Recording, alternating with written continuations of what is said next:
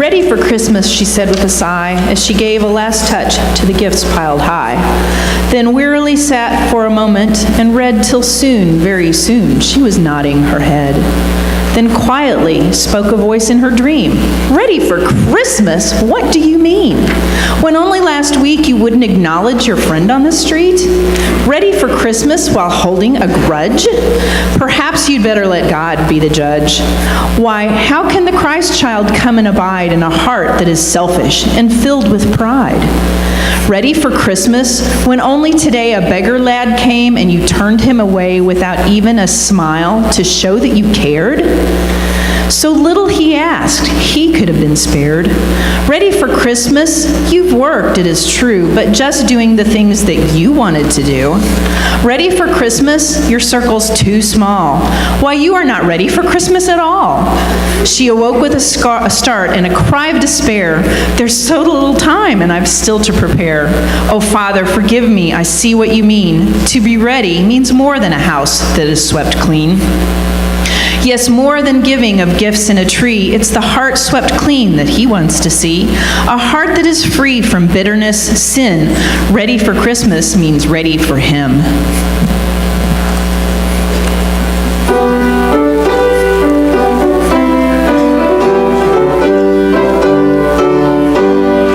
Comfort, comfort ye my people, seek ye peace, thus saith our God. Comfort those who sit in darkness, mourning neath their sorrows long. Speak ye to Jerusalem of the peace that waits for them. Tell her that her sins are covered, and her warfare now is over.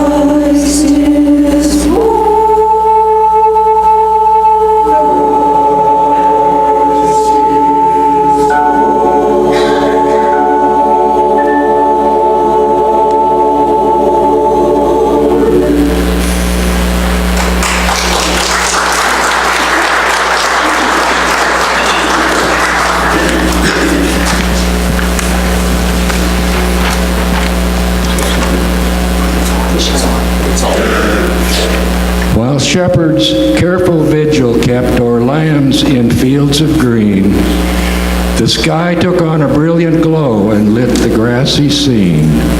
In dread they looked upon the star that rose anew that night. Then angels came to calm their fears and tell of the heavenly light. In word and song they shared the news of the babe who was their king. They sang of peace and love and joy and the goodwill he would bring. The keepers of the flocks arose and followed the heavenly beam, but not to gleaming palace walls, as it would surely seem. It led them to an earthen stall where cattle and goats were kept, and in the manger, soft and warm, the little Jesus slept. Tears filled up their tired eyes and ran down wind-burned cheeks. They had found the promised one, for whom the world still seeks. Though they were watchers of the flocks, tenders of lamb and ewe, he was the keeper of God's flock. He was and is the shepherd true.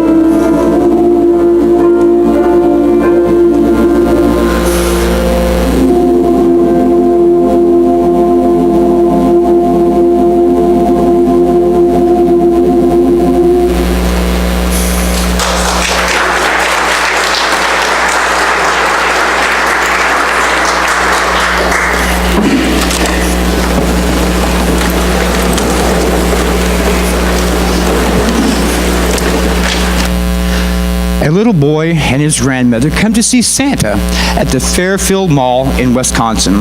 The child climbed up on Santa's lap holding a picture of a little girl. "Who is this?" Santa asked, smiling. "Your friend? Your sister?" "My sister Sarah. She's very sick," he said sadly. Santa glanced over at a grandmother who was waiting nearby and saw her dabbing her eyes with a tissue. "She wanted to come with me to see you, but she was so much excited to do that, but she really does miss you," she says. Santa tried to be cheerful and encouraged a smile to the boy's face, asking him what he wanted Santa to bring him for Christmas. When they had finished their visit, the grandmother came up to help the child off his lap and started to say something to Santa, but halted. "What is it?" Santa asked warmly. "Well, I know it's really too much to ask you, Santa," but the old woman began to shoo her grandson over to the side to get the gift that his elves had given. "The girl in the photograph is my granddaughter. Well, you see, she has leukemia and isn't expected to make it through the holidays," she said with tear-filled eyes. "Is there any way, Santa, any way possible that you could come and see Sarah? That's all she asked for Christmas, is to see Santa." Santa blinked and swallowed hard and told the woman to leave the information with his elves to where Sarah was, and he would see that if he could make it. Santa thought of little else the rest of the afternoon. He knew what he had to do. What if that was my child lying in a hospital bed dying? He thought to himself with a sinking heart. It's the least I can do. When Santa finished visiting all the boys and girls that afternoon, he retrieved from his helper the name of the hospital where Sarah was staying.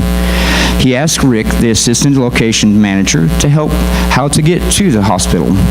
"Why?" Rick asked with a puzzled look on his face. Santa relayed to him the conversation of Sarah's grandmother earlier that day. "Come on, I'll take you," Rick said softly.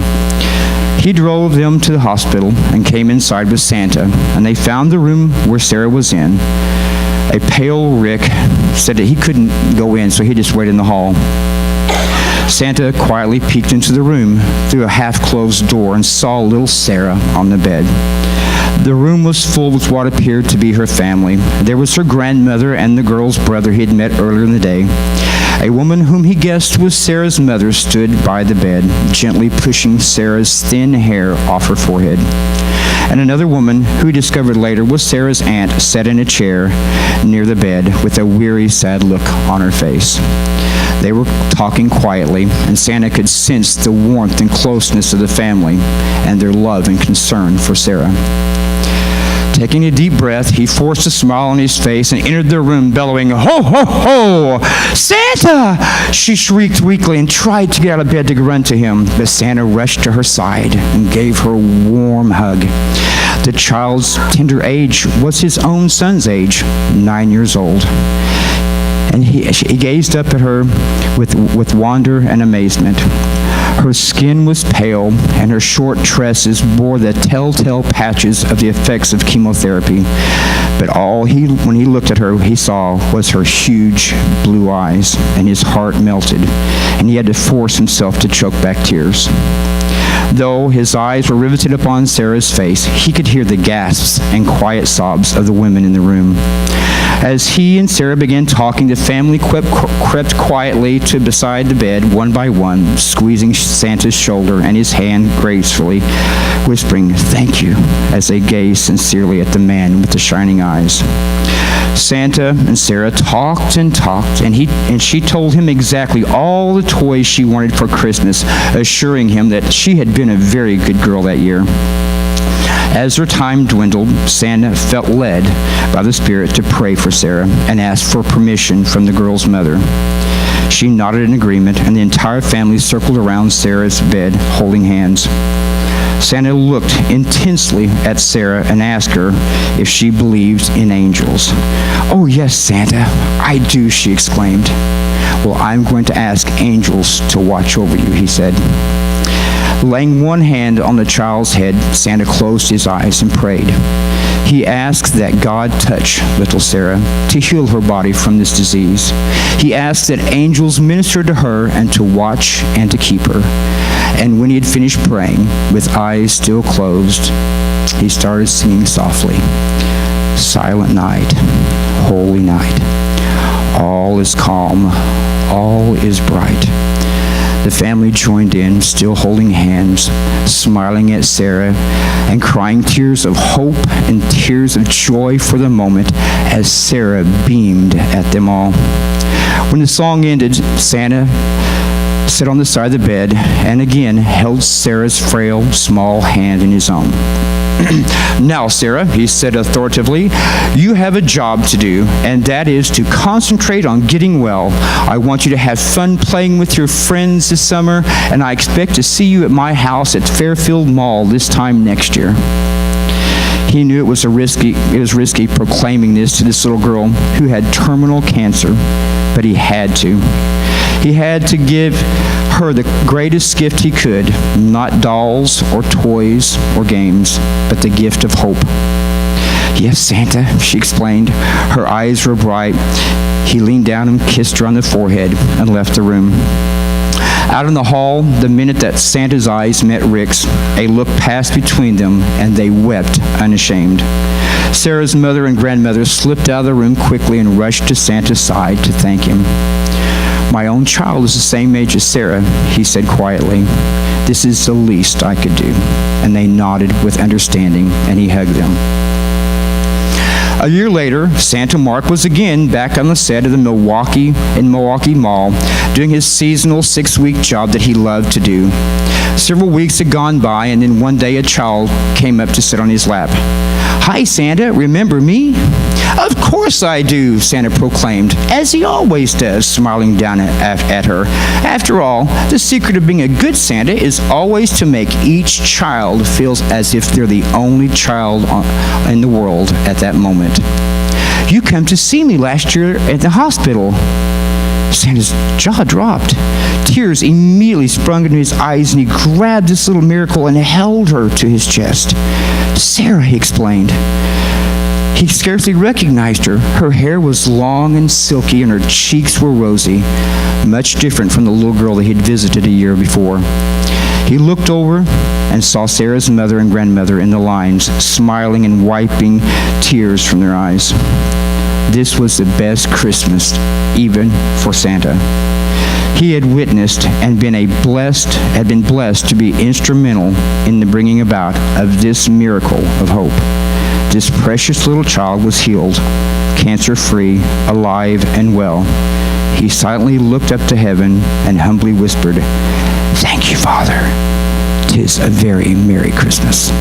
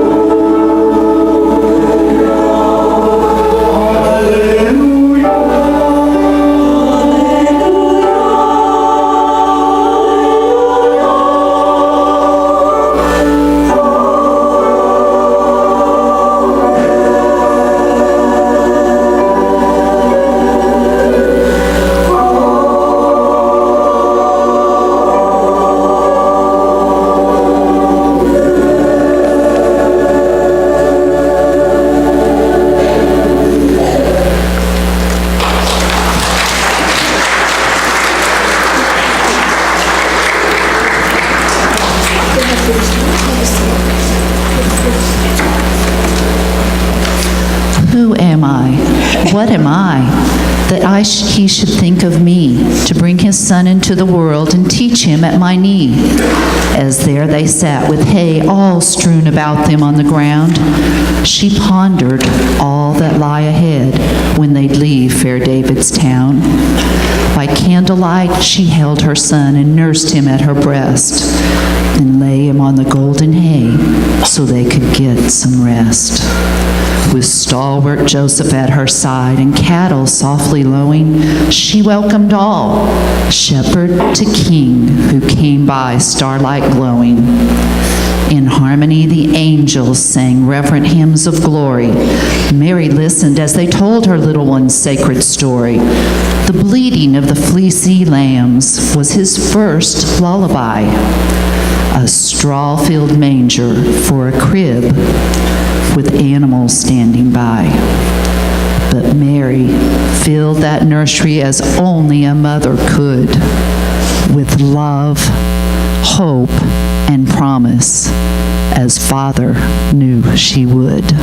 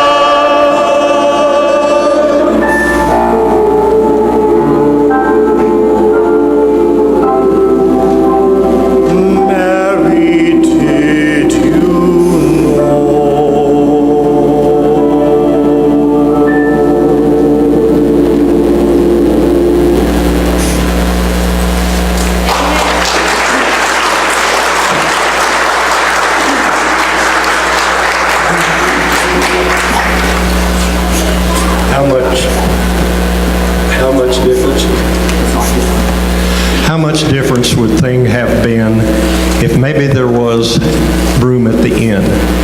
No hay, no manger, no beast, no stall. Rather, plenty of beds and blankets for all. Not a proprietor in his right mind would allow all those shepherds, the filthiest kind, to enter the doors of his establishment, not even the ones who by angels were sent.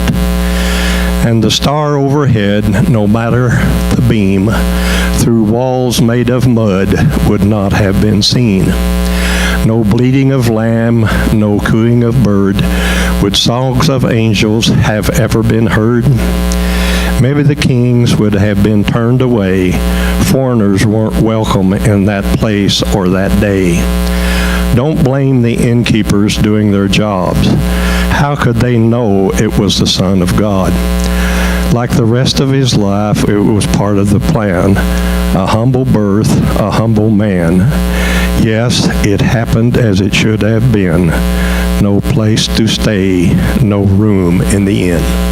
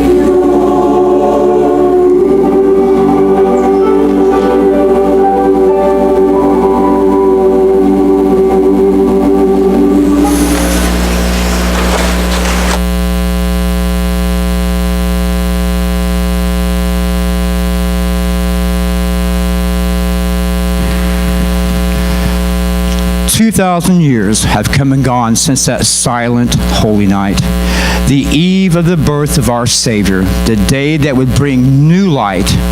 There sat Mary in her quiet stable, caressing her newborn babe, hardly more than a child herself, giving birth in a cold, dark cave. Gently unwrapping the little boy, unwinding swaddling bands, his tiny fingers encircled her own and stroked his little hands. She must have asked herself and smiled, what will these hands do someday? Will they farm the earth or build a house? Will they work with chisel or clay? How could she know as she tickled his little fingers and counted them 1 to 10, the things he would do in a few short years to bless the lives of men? The angel had told of his deity, his part in God's sacred plan, but she couldn't know just where he would go or what he would do with those hands. As a boy in Joseph's carpenter shop, they would use a hammer and saw. Then on the shores of Galilee, break bread as he taught God's law. How many times from cradle to the cross would these hands change the lives of men? As he healed from the bed and raised from the dead and forgave them time and again. He would use his grown-up hands to pull a child to his knee, fingers to wipe a tear from an eye, apply blood so a man could see. Those hands would be clasped in tearful prayer in Gethsemane's garden, alone, then nailed to a cross on Calvary's hill, his endless love to show, to save us from death. He would give his life. His innocent blood would spill.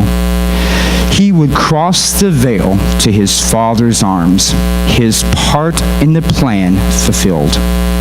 At Christmas time and all year through, remember who set us free.